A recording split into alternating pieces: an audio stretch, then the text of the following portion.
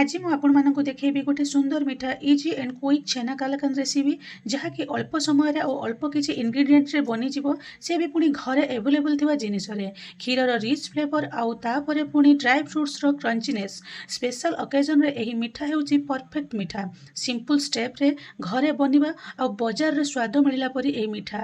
तो नमस्कार जय जगन्नाथ झुनु किचन को मु बनस्मिता अरब झुनु आपण मानक अनेक अनेक स्वागत करुचे। तो चलतु आज देखि नबा ए मिठार रेसिपी। तो प्रथमे देखंतु मुटे कड़ाई बसै नेछि सेतिर क्षीर देदबा। ए क्षीर हमर फुटिकी रखैथिली मु ए क्षीर को तो हमर 2 कप देछि ए क्षीर हमर पाखा पाखी 300 ग्राम 300 ग्राम 600 ग्राम पाखा पाखी। तो मु याको किछि समय फुटिवा पई छाड़ देबी। तो कंटीन्यूअसली गोळै चलबी काईना तळे लागि जिवो कोन करबो सेति पई के कंटीन्यूअसली चलै चलबी। तो एठी देखंतु हमर क्षीर फुटी गलानी। तो एबे हमर क्षीर तळ लागिबोनी तो किछि समय छाड़ी देबी। तो देखंतु हमर जेमिति 600 ग्राम रो क्षीर नेछि ए 600 ग्राम रो क्षीर हमर 300 ग्राम क्षीर होबा पर्यंत को छाड़ीबा। तो एठी देखंतु हमर भलो से फुटी सारलानी। तो एठी देखंतु तार जो सर पड़ी जाउछि से सर को हमें टिके टिके हल्का हल्का करके हमें गोळे नबा जाकि सर भी पड़िले बहुत बढ़िया लागिबो। हमर मिठाटा तयारी कले सरटा बहुत बढ़िया लागिबो काइना मिठाटा बहुत क्रीमी लागिबो। तो ये देखो मैं सब भलसे गोल नहीं आ जो चारि पाखरे जो लगी ताकू आमर स्पेचुला साहाय्य कुरिकी बाहर करनबा। तो ये देखो मु चीनी ये आड करछि आपण जेतिकी मिठा खाइबे से अनुसार मिठा देबे। मोर ये 4 बड़ चामच देछि चीनी। तो एतिकी मिठा मते सफिशिएंट से एतिकी देछि घरे। तो यही जिनसटा घरे जो मिठा तयारी कले एइथिपई भल लगे। तो आपण को इच्छा अनुसार मिठा यूज करिवे। देखिबे बाजार जेतेबेले आपण मिठा आनंदी तो अधिका मिठा हेतिबो तो खाइबा को भल लागिबोनी। तो तेणुक आम जो घरे तैयारी करती तो कम मिठारे तैयारी करती। तो देखो मुझे ये मिठा तैयारी करने मु बहुत कम चीनी यूज करी।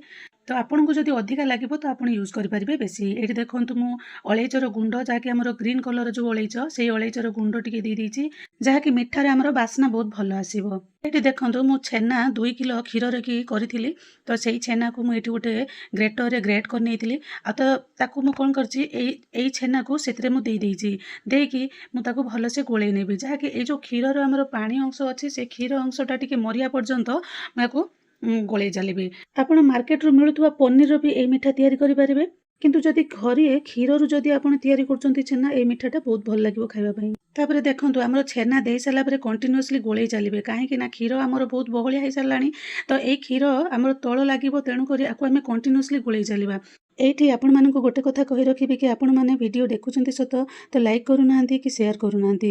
जदि आपण मानको ए रेसिपी रो वीडियोटी भल लागुथाय तो लाइक टे निश्चय करिवे और आपण मानको फ्रेंड और रिलेटिव मानको सहित शेयर करनेबे। आ जदि मो चैनल को सब्सक्राइब करि नांती सो प्लीज आपण माने सब्सक्राइब करनियंतु आ ऑल नोटिफिकेशन बटन ले क्लिक करंतु जहा फल रे मोर सब नया वीडियो नोटिफिकेशन आगो आपण माने पाई परिबे। एठी देखंतु मु क्षीर गुंड 2 चामच देछि जाके आपनको पाखरे जो प्रकार रो क्षीर गुंड थिबो आपण सेही प्रकार देई परिबे। क्षीर गुंड दबा द्वारा कोन होबे हमर जो माने क्षीर टिके जो पानी अंश थिबो ताहा टिके बहलिया हो जिवो। तो हमर तो ये देखो मु गोटे प्लेट रखी प्लेट रे से जो मिठार बेटर को मुझे सब देदेवी। यही मिठा आमर बहुत कम समय बनुची।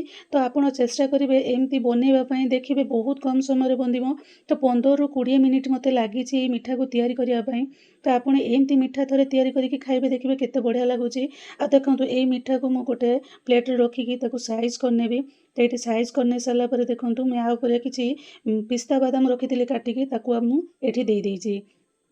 तो पिस्ता बादाम देले कौन करेंगे ना कि भल देखा भाई मुझे यूज करछि। जदि आपण पाखरे नथिबो तो आपण स्किप करि परिबे। तो मुझे देखूँ ये सब को दे सारा पर ताकू मु किछि समय छाड़ी देबी। आपको मु बाहर रखीदेवी को फ्रिज रे रखिबा मोर आवश्यक नहीं नॉर्मल टेम्परेचर रे बहुत बढ़िया सेट हो जिवो। तो ये देखूँ केते बढ़िया देखा होछि हमर ई मिठाटी। तो ये देखूँ मु किछि समय छाड़ी सारा पर मुझे काटिकी आपको देखैबी। तो देखूँ ये केते बढ़िया सुंदर हमर सेट होइछि। तो मु पाखापाखि 2 घंटा छाड़ी देइथिली। तो एबे देखंतु केते बढ़िया से सेट होइछि। मु आपनको काटिकी एठी देखौछि देखंतु। एही मिठा को आपनको मु ग्यारंटी देकी कहूछि जदि आपण माने एही मिठा को तैयारी करूछंती आपनको घरे बहुत पसंद करिवे। पिला ठारू बड़ पर्यंत समस्ते पसंद करिवे एही मिठा को खाइबा पई काइना बहुत कम समय रे मिठाटे तैयारी हो पाउछि और सहज उपाय भी तैयारी हो पाउछि। आपण भी चाहिले सप्ताह रे थरे निश्चय तैयारी करि पारिबे।